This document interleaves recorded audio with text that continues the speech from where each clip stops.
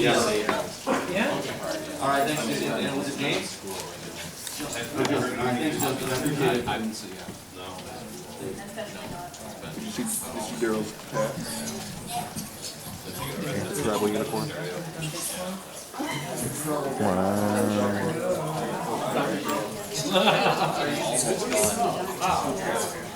Well, this may allow you to upload that.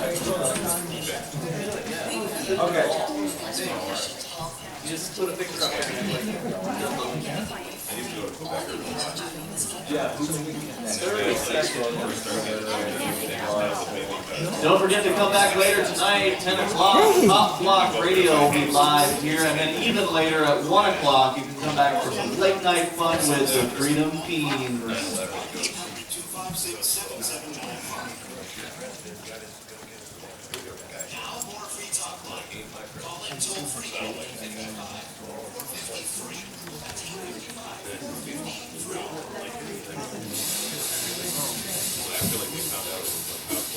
This is Free Talk Live. You are invited to take control here toll free. 855-453 is the number. That is brought to you by PorcFest. You know, if you care about online privacy, you really need to look into PorcFest.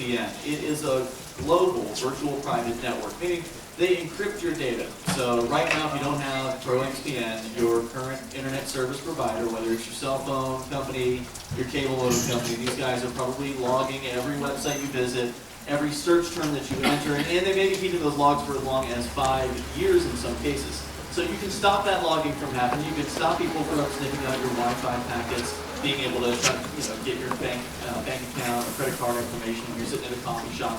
You can protect yourself from that by using PorcFest. They encrypt your data connection, and you can get their software for Windows, Macintosh, iOS, as well as Android devices. So pretty much whatever you're using, and Linux even. There's a way to get PorcFest working for you, though things are a little different with Linux. It's pretty simple though. PorcFest.com/FTL, you can go and get started there for free. They got a free account. They also have their premium account, which you can save 20% for the lifetime of the premium account by using discount code FTL20. That's FTL and the number 20 saves you 20%. And that'll actually bring the price down if you buy their annual plan to $5 per month at PorcFest.com/FTL. It's great privacy protection. Plus, you can even privately torrent with PorcFest, and with their premium account, you can select different servers around the world. So with the premium account, unlimited bandwidth, private torrenting, servers around the world. With the free account, you can kind of test the water and see what you think about the service. PorcFest.com/FTL, risk-free 7-day money-back guarantee. And they don't keep records of your online surfing habits. Can't beat that. Brian Hagan with me here tonight. I'm Ian. We're live from PorcFest 2014, and we're going to get to our next guest in just a moment. I want to bring Greg on real quick, though, from San Francisco. Greg, you're on Free Talk Live with Ian and Brian. And we actually are having some technical difficulties here out in the woods. Greg, are you with us? I hear you. Go ahead. Yes, I can hear you. Normally I come from New York, but I'm actually right now. So it's pretty cool here. I just wanted to so I called in, I think I called in a few days ago. Anyway, we were talking about between smaller ones and larger ones, and I brought up a good point. If you grow up in a neighborhood or a co-op building or something, and you never signed any contract with them, and now you wanted to enforce the rules of the neighborhood, like let's say you wanted to walk around naked, or you wanted to not pay the rent, how would the organization deal with it, or would they just let you do whatever you want? What's the difference between that and, let's say, a city using force to make you do what they want? Good question. So with the theoretical neighborhood situation where someone is born within the neighborhood and then they never sign an agreement and they start acting out, how is that different than the governmental situation? Well, the difference in my mind, and Brian, I'd love your input on this. The difference in my mind is that with the neighborhood situation, 100% until this person is born, 100% of the people in the neighborhood had agreed to the rules. And when you're talking about a city or a state, no one has agreed, almost no one. Maybe there's a few people out there who love the government and want to, be told what to do. But for the most part, it's just government bureaucrats enforcing their viewpoint. But Brian, what do you think? I agree with you, Ian. This is a very different situation, I think, than a city, any municipality, a county, or what have you. You're just kind of born into that. You don't really have a choice. But these people, even before you're burnt, had agreed to live some sort of, they had come up with a contract. It's a private contract amongst those individuals who are living there peacefully. I'd say if you don't fit that definition, you're probably the one who should get out at that point. Right, and so what if cities required to sign a contract with the upon entry, or if you were born in the city, they would require you to sign a contract to work it out on your 18th birthday?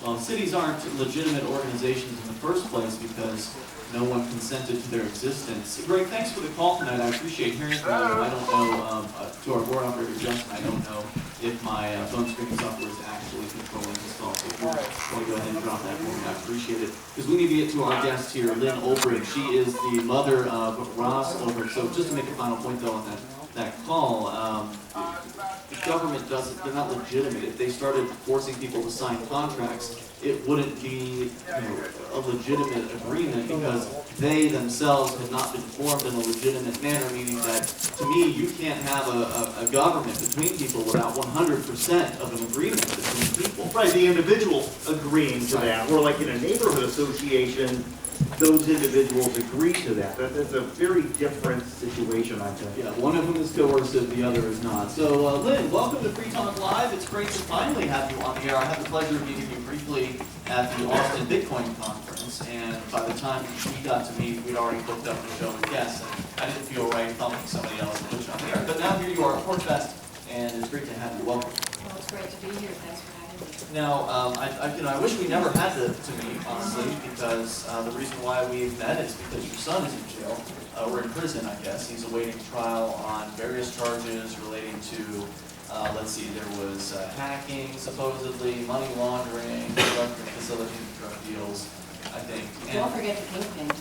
The kingpin, there's a kingpin There's a charge. kingpin. Oh, that's right. I remember reading that and thinking, what in the world is a kingpin charge? Well, it's pretty serious. That's what it is. So they're accusing your son, Ross Ulbricht, of being the mastermind behind the Silk Road. And you've got a website, freeross.org. We've been promoting it on the air, encouraging folks to come over and help out, pitch in Bitcoin. You guys are taking PayPal, you're taking check. Because, as you said, your family isn't really, flush with cash. So any little bit that people can send over is helpful. Absolutely, yeah. Contrary to what some people say on the internet, we are not rich. We have no hidden wallet. We have no Bitcoin. Ross has nothing. We have to put money in his commissary because we get enough to eat. The Silk Road was an underground sort of drug market. There was other things you could buy there, like fake IDs and even some legal products.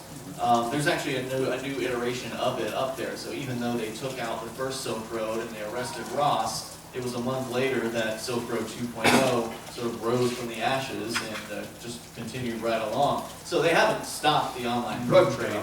They never will. No, of course not. And just as they never stopped the real life drug trade either. Exactly.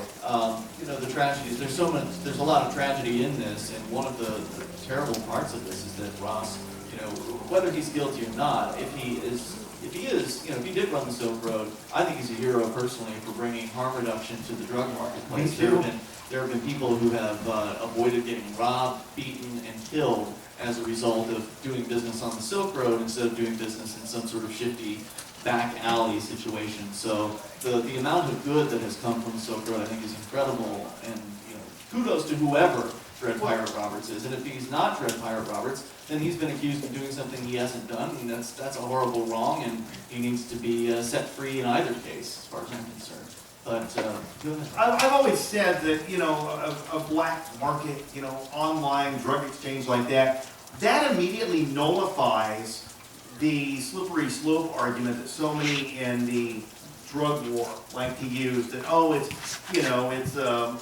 marijuana is a starting point for cocaine and methamphetamine. No, it's not. If you don't go to that dealer necessarily, and he has all that stuff right there, and you're suddenly, wow, I've got a smorgasbord, now I can try this and try that. If you're going online, you're finding specifically what you're looking for. You don't have to deal with an individual who sometimes does use violence in his trade. Yeah, talk about harm reduction in the world, man. That's what someone who facilitates an industry like that does, a hero, like you said. I agree. So Lynn, your son, he's waiting, whatever the next hearing is. Do you know what that is? What's the next legal step in this saga? Well, his trial date is set for November 3rd. Okay. However, there's been a lot of obstruction for him to be able to access discovery and take part in his own defense. Oh, wow. At the time of his indictment, and by the way, at his indictment in New York, he was not indicted for any violence or murder for hire. That is not part of the indictment, although they used it to deny him bail. Did that come back around? Because I'd heard that he had been indicted for the alleged murder for hire, and then that Maryland indicted him? I was going to say that, well, they took the indictments in New York, which is 5 out of 6, and relegated them to an uncharged crime category, which conveniently requires no proof, under the narcotics trafficking. And there is one remaining. Hold that thought. I want to continue the discussion here in moments. We'll be back with more Free Talk Live.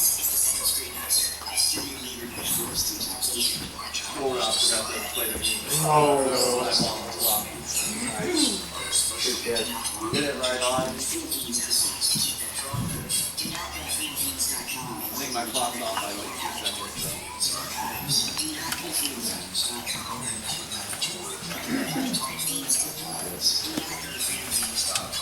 LRM had one going on the other night where it kept on just like a broken record, like repeating like 5 times, and then it would go on to another, a new thing, and then it would repeat that like a few times. I was like 2 o'clock in the morning doing it. I wasn't gonna send you a text at 2 o'clock in the morning.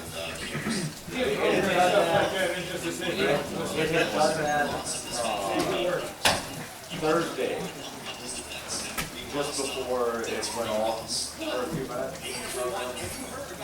Did that thing because I had the headphones on and was hearing a commercial where it played a little snippet and then repeated the little snippet, and then it skipped back to where it should have been. You do have to do. Put this back on? Don't put it on this. Don't pull it right Alright, out. so who's finally Put it on the half one. Right? So he definitely pulled it out, or that's just direct? It's the last one. The last one he ripped it right out. It's just like full metal like that. So I don't know if it's